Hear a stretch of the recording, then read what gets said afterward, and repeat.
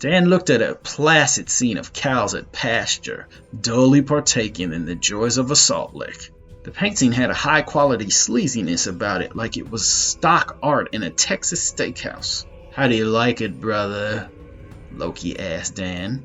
"It's alright," Dan hesitated. "Oh, I see," Loki said, knowing his true feelings from a glance. The two stood on a darkened Colorado street peering into a bank at the painting. "I did that one under the name Hank Carver. It was my cowboy series. I'm not quite the art critic, so don't judge all of this on my opinion." "Come on, man, you know I don't." "Why are we procuring tonight? You haven't done this many since '79. Need to get to ground, maybe a few years before I can pop up again." "Hold on. If it's that big, what exactly are we talking about here?" Loki looked away, but turned around with a manufactured smile. "You wouldn't believe me if I told you. Let me judge for myself." "Alright, but remember, you asked me. Remember that. I saw in my dream ships descending from heaven and burning the world." He paused, but just as if he had more he was going to say. Dan noticed, and so too did he notice he noticed.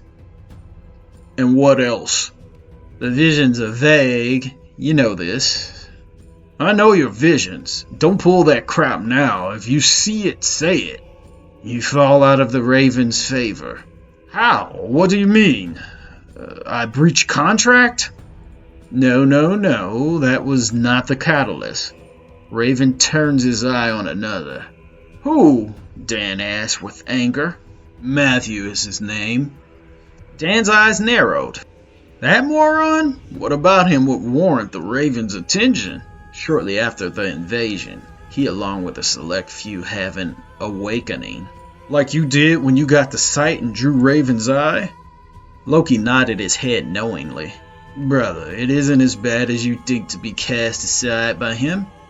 I have been for decades. If you accept it, maybe it will not be so bad," Loki said with a smile that was devoid of any true sentiment. Dan smiled back with an equal insincerity.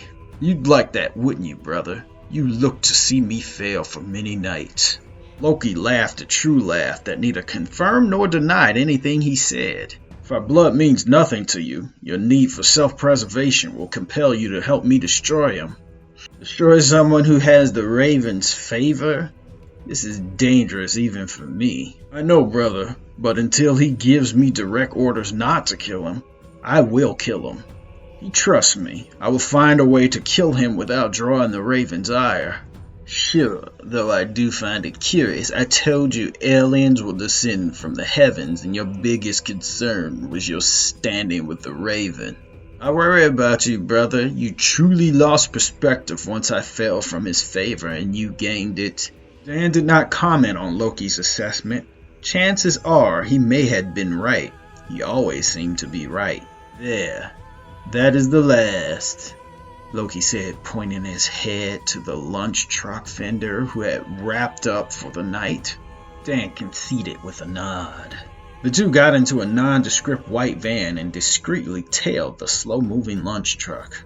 With a rehearsed skill born of years of nefarious dealings, Dan gunned the van ahead of the lunch truck. Loki rode out of the vehicle as if he was pushed, while Dan kept going. The lunch truck man stopped, as any person who wasn't a complete monster would. He ran to Loki, who he assumed would be broken and battered, and leaned down to inspect him for injuries. Suddenly, Loki sat up with unnatural speed and put a chloroform rag to the driver's face. Before he even passed out and fell into Loki's arms, Dan pulled up the van that he had driven around the block. Loki pulled the sliding door open to briefly reveal a slew of random people gagged and bound to the wall as if the van's specific purpose was to capture human beings. Loki yanked his newest victim inside, then shut the door. As if timed with the sound, Dan peeled off, not leaving a trace. Alliyah gasped for air when the hurled clip hit her throat. She was just lucky that he didn't happen to have a knife in his hand. She saw that Matthew somehow had physically evaded everything Cormac shot at him and was limping back to cover. "What happened?" Dan said to Matthew when he found the cover of a rock. "I couldn't finish it." "Then this is the end of us all, brother. It is on you to find a way ahead." "There is no way ahead, brother. Not this time. Our only way to win this is to retreat, rally, and attack when we find more favorable ground," Matthew said in direct opposition to Dan, the very first time he had ever questioned his orders, even the most questionable of orders. The only difference in this battle than any of the others was that this time Matthew was afraid. A fearless man had little cause to question. "Are you questioning me? He who was chosen by the gods?" Dan boasted. Matthew thought hard on his answer.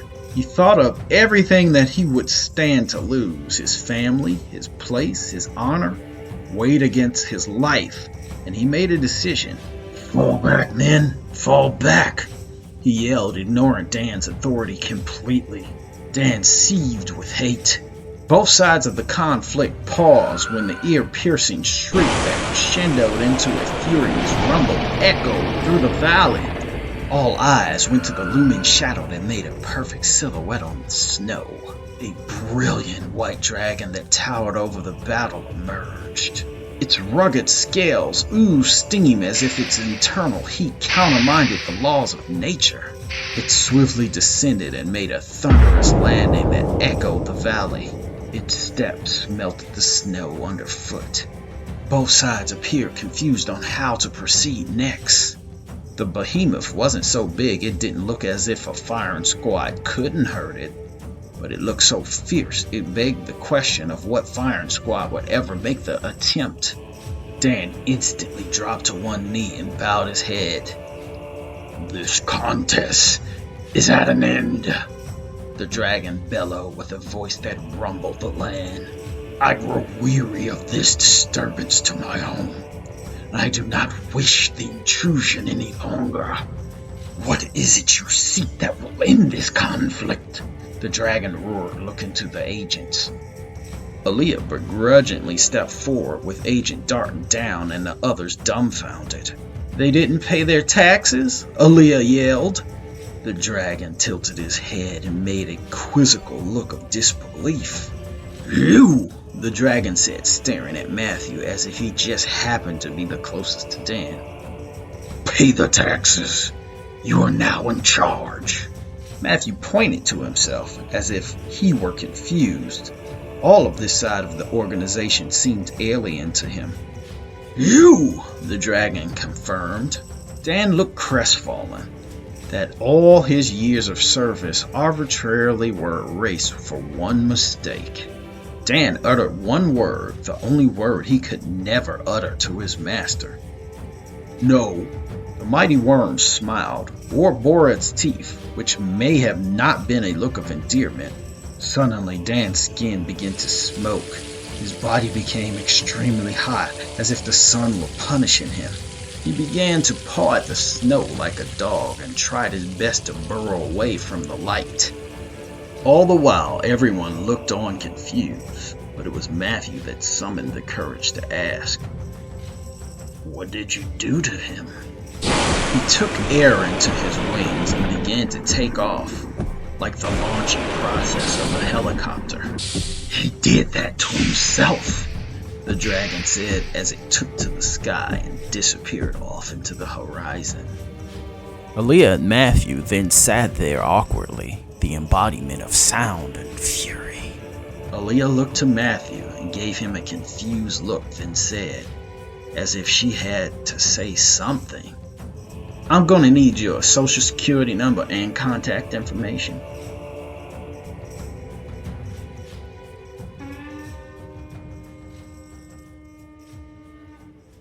My mother told me one day I will die.